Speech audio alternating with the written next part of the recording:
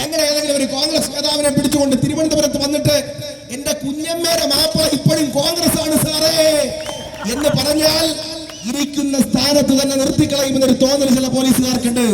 നിങ്ങൾ എഴുതി വെച്ചോ, അത് പഴയ കോൺഗ്രസിൽ ഇനി നടക്കില്ല.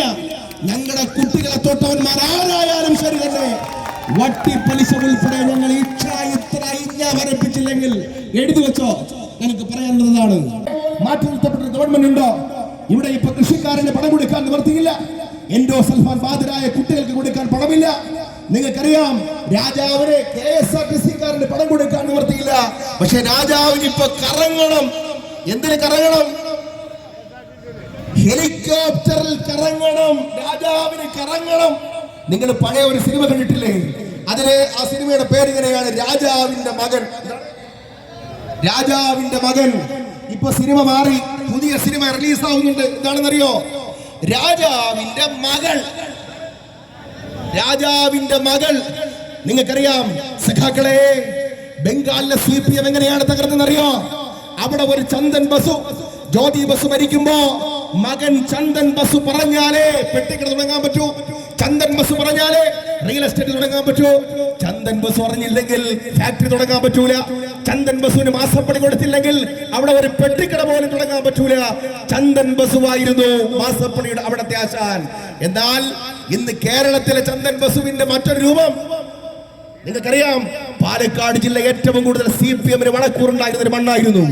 അന്ന് അവർ പറഞ്ഞിരുന്നത് ഞങ്ങൾ പാവപ്പെട്ടവന്റെ പാർട്ടി എന്നാണ്. എന്നാൽ നിങ്ങൾക്കറിയണം, ഇവിടുത്തെ CI2-ന്റെ ലോഡിംഗുകാർ 500 രൂപയ്ക്ക് പണിയെടുത്താൽ 75 രൂപ പാർട്ടിക്ക് ലഭ്യ കൊടുക്കണം.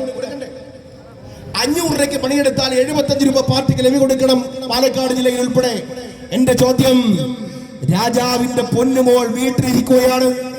എന്നിട്ടോ കേരളത്തിലെ ഏറ്റവും വലിയ മുതലാളിയായ കരിമണൽ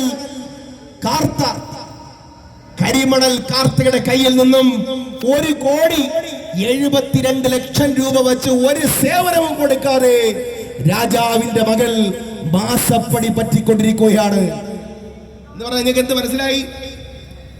എന്ന് പറഞ്ഞാൽ ഇവിടെ വ്യവസായം തുടങ്ങണോ, രാജാവിന്റെ മകൾക്ക് മാസപ്പടി കൊടുക്കണം. ഇവിടെ കരിമണൽ വ്യവസായം നടത്തണോ, രാജാവിന്റെ മകൾക്ക് വ്യവസായം തുടങ്ങണം. രാജാവിന്റെ മകൾക്ക് മാസപ്പടി കൊടുക്കണം. എന്റെ ചോദ്യം, നിങ്ങൾ കമ്മ്യൂണിസ്റ്റ് ആണോ പിണറായി വിജയൻ? നിങ്ങൾ കമ്മ്യൂണിസ്റ്റ് ആണോ? നട്ടലുള്ള ഒരുത്തരെങ്കിലും ചോദിച്ചോ CPM-ന് പിണറായി വിജയന്റെ മുഖത്ത് നോക്കി, നിങ്ങളുടെ മകൾ കരിമണൽ കർത്തയുടെ കയ്യിൽ നിന്ന് മാസപ്പടി വാങ്ങിച്ചത് കമ്മ്യൂണിസമല്ല എന്ന് പറയാൻ ആർജവമുള്ള ഒരുത്തരുണ്ടായിരുന്നോ? ഉണ്ടായിരുന്നില്ല എന്ന് മാത്രമല്ല, പിണറായി വിജയന്റെ മകളെ ന്യായീകരിച്ചിറങ്ങിയവല്ല ആദ്യത്തെ ആരെന്നറിയോ?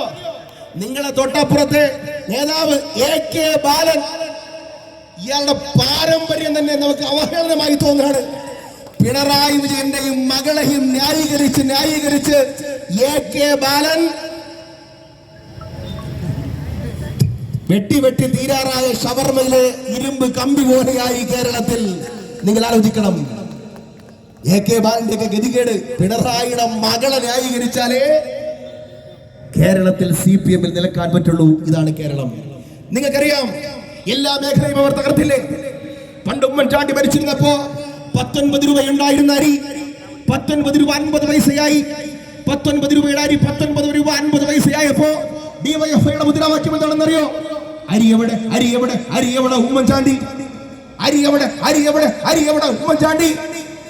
ഇപ്പൊ 60 കഴിഞ്ഞു, ഒരുത്തന്നെ സമരം കാണുന്നില്ലല്ലോ. ഉണ്ടോ? അന്ന് 2 മാസക്കാലോ 3 മാസക്കാലമോ പെൻഷൻ ഒന്ന് കുടിശ്ശികയായാൽ ഉമ്മൻചാണ്ടിക്കെതിരായിട്ട് ഗോഗോ വിളിച്ചവർ. ഞങ്ങളുടെ ചോദ്യം, 5 മാസമായി പെൻഷൻ കൊടുക്കുന്നില്ല. നിങ്ങൾ എന്താ പറഞ്ഞത്? 1 ലിറ്റർ പെട്രോളിന് 2 രൂപയുടെ സെസ് അല്ലേ? ചാനൽ ചർച്ചയിൽ ഞങ്ങൾ ചോദിച്ചു, എന്തിനാ സെസ് വിരിക്കുന്നത്? ഒരു സംസ്ഥാനത്തും ഇങ്ങനെ പെട്രോളിന് സെസ് വിരിക്കുന്നില്ലല്ലോ ചോദ്യം. അപ്പൊ പറഞ്ഞു, ഞങ്ങൾക്ക് പെൻഷൻ കൊടുക്കണ്ടേ. 8 മാസക്കാലം കൊണ്ട് പെട്രോളിയം സെസ്സുകൾ പിരിച്ച് കോടികൾ ഉണ്ടാക്കിയിട്ടും 1 രൂപയ്ക്ക് പോലും പെൻഷൻ കൊടുക്കാത്തൊരു ഗവൺമെന്റാണ് കേരള സംസ്ഥാനം ഭരിച്ചുകൊണ്ടിരിക്കുന്ന ഈ ഗവൺമെന്റ്. പ്രതികരിക്കണ്ടേ? നമുക്ക് പ്രതികരിക്കണ്ടേ? നിങ്ങൾക്കറിയോ, കേരളീയത്തിന്റെ പേരിൽ 27 കോടി രൂപയാണ് അടിച്ചു മാറ്റിക്കൊണ്ടുപോയത്. ഈ നവകേരള സദസ്സിന്റെ പേരിൽ ഈ ബസ് 1,15,00,000 രൂപയുടെ ബസ്. അത് തന്നെ നിങ്ങൾക്കറിയോ, ഞാൻ ഈ പടി കയറി വന്നു. എത്രയോ വൃദ്ധരായ നേതാക്കന്മാർ ഈ പടി കയറി വരും. എന്നാൽ നിങ്ങളുടെ മുഖ്യമന്ത്രി ഉണ്ടല്ലോ, ഫാസിസത്തെ വല്ലാതെ ചെറുക്കാൻ കരുത്തുള്ളവൻ. ഒരു പടിയിൽ നിന്ന് അടുത്ത പടി കയറാൻ അസ്കിതപ്പെട്ടപ്പോ ഇപ്പൊ ലിഫ്റ്റ് വേണമത്രേ പൊങ്ങാൻ. ബസ്സിൽ കയറണമെങ്കിലേ ലിഫ്റ്റ് വേണമത്രേ. ബസ്സിൽ കയറി ഇങ്ങനെ തമ്പ്രാൻ നിൽക്കും, ഉടൻ തന്നെ ലിഫ്റ്റ് പൊന്തും. പൊന്തിയാലുടൻ തന്നെ കയറാൻ കടയും. മുഖ്യമന്ത്രിയും 20 മണ്ടന്മാരും കൂടി അകത്ത് കയറും. അകത്ത് കയറി കഴിഞ്ഞാൽ പിന്നെ പ്രതിഷേധങ്ങളോട് പുച്ഛാണ്. ഇന്നലെ ചോദിക്കുകയാണ്, അല്ല ഗവർണറെ കരിങ്കൊടി SFI കാണിച്ചാൽ ഗവർണർ ഉരുകിപ്പോവും?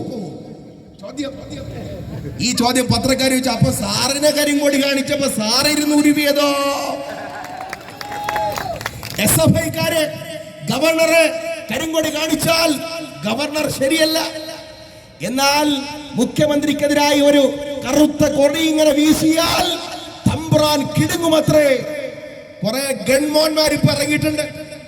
കാക്കി ധരിച്ച ഗൺമാന്മാര് എഴുതി വെച്ചോടോ, നീയൊക്കെ പെൻഷൻ പറ്റുന്നതിന് മുമ്പ് ഞങ്ങളുടെ കയ്യിൽ കിട്ടും. ഇപ്പോ എല്ലാ പോലീസ് മാനുവലുകളും തകർത്തുകൊണ്ട്, ചട്ടങ്ങൾ മാറ്റിമറിച്ചുകൊണ്ട് ഗൺമാന്മാർ മുഖ്യമന്ത്രി നടന്നു പോകുമ്പോ കൂടെ നടക്കേണ്ട ഗൺമാൻ അദ്ദേഹത്തിന്റെ വാഹനത്തിൽ നിന്ന് പുറത്തിറങ്ങി കോൺവോയ് വാഹനത്തിൽ നീളമുള്ള ഇരുമ്പ് കമ്പിയുമായി കയറി ഞങ്ങളുടെ കുട്ടികളുടെ തലമണ്ടയടിച്ച് പൊട്ടിക്കുന്ന ഗൺമാൻ. എഴുതി വെച്ചോ, നിന്നെ കോൺഗ്രസ് വിടില്ല. കോൺഗ്രസ് ജനാധിപത്യത്തിലെ ഇന്ത്യൻ നാഷണൽ കോൺഗ്രസിലെ ഞങ്ങളുടെ കുട്ടികളെ കൈകാര്യം ചെയ്ത പോലീസ് എഴുതി വെച്ചോ, ഒരു ദിവസം കൊണ്ടൊന്നും കേരളം അവസാനിച്ചു പോകത്തില്ല എന്ന് നിങ്ങളെ ഞങ്ങൾ ഓർമ്മപ്പെടുത്താൻ ആഗ്രഹിക്കുകയാണ്. എല്ലാവരുടെ പേര് വരെ ഞങ്ങൾക്കറിയാം കേട്ടോ. എന്ന് പിണറായി മുഖ്യമന്ത്രി ആവുന്ന പ്രചരിക്കുക അങ്ങനെയാണോ?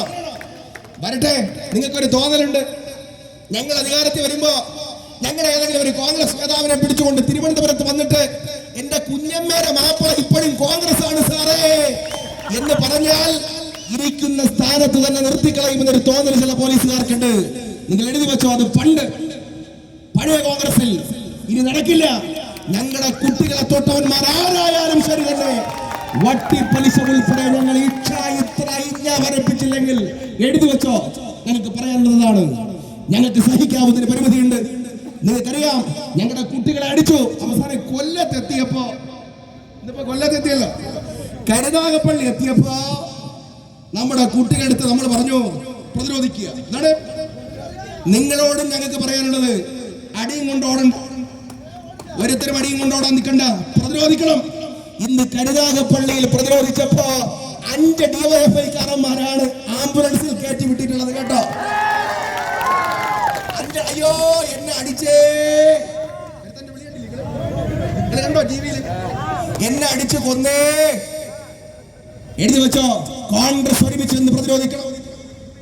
പാവപ്പെട്ട കുട്ടികളെ എടുത്ത് തെരുവിലിട്ടതിനു ശേഷം നേതാക്കന്മാര് വലിയ പല്ലക്കിൽ കയറി ഇരുന്നാലൊന്നും ഇനി പാർട്ടി ഉണ്ടാവില്ല. അതുകൊണ്ട്